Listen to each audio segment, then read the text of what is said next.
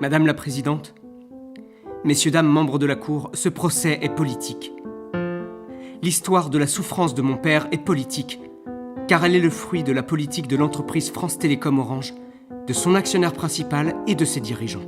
On a réussi à imposer, dans le calendrier juridique français, un procès d'envergure. Ce qui est exceptionnel, c'est qu'on ait pu monter une affaire pénale. Il faut bien comprendre qu'à ces altitudes-là, celles du grand patronat, la justice pénale ne passe plus. En 2007, je ferai les départs d'une façon ou d'une autre, par la fenêtre ou par la porte. On a désinhibé les cadres de façon à ce qu'ils aillent le plus loin possible. Quand on dit il faut faire passer les gens par la fenêtre, c'est un appel au meurtre. Je me souviens très bien quand j'allais voir les DRH, ils avaient les listes des salariés de leur unité et en dessous, ils avaient moins 25, moins 40, moins 50. Ils doivent crever de trouille. Annoncez clairement votre intention de les faire partir, que chacun se sente menacé. Ça m'a énormément frappé à l'audience, énormément. Tous les témoins qui étaient entendus à l'audience parlaient de ça, parlaient de leur peur. Cette crise a eu un coût majeur pour France Télécom, un coût bien sûr d'image.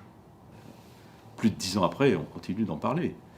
Et ça a fait le tour du monde. Ce qu'on a mondialisé, c'est la cruauté d'un management par les chiffres. On finit par croire aux chiffres comme notre civilisation a cru aux esprits. Enfin, une petite lueur. Donc nous avons repris courage. C'est les premières assises d'Observatoire du stress. Ça fait que 6 mois qu'on existe. Je pense qu'on a fait beaucoup de boulot. Le problème de fond est que la boîte veut qu'on parte. Elle veut se débarrasser de nous.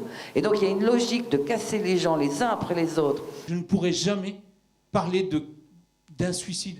Je pense que c'est très difficile de discuter quelque chose. C'est encore tabou, on n'ose pas aller là-dedans, on n'ose pas montrer du doigt l'employeur comme étant le responsable. On espère, nous, que ces dirigeants seront condamnés, que France Télécom en tant que personne morale sera condamnée, que ces entreprises-là sachent qu'elles peuvent être condamnées. Pour la première fois, une entreprise du CAC 40 a été condamnée pour harcèlement moral. Il y a une chose sur laquelle l'employeur n'a aucun droit, c'est de porter atteinte à la santé, à la vie, à la dignité. Le travail, est-ce que ça sert à produire toujours plus, ou est-ce qu'à un moment donné on ne remet pas le travail au centre de notre humanité? Il y a plus de gens qui se syndicalisent, il y a des gens dans la rue, peut-être qu'on va peut-être voir le travail autrement, on va peut-être essayer de changer les modèles d'entreprise de l'intérieur, parce que les employés ne voudront plus travailler de cette manière-là.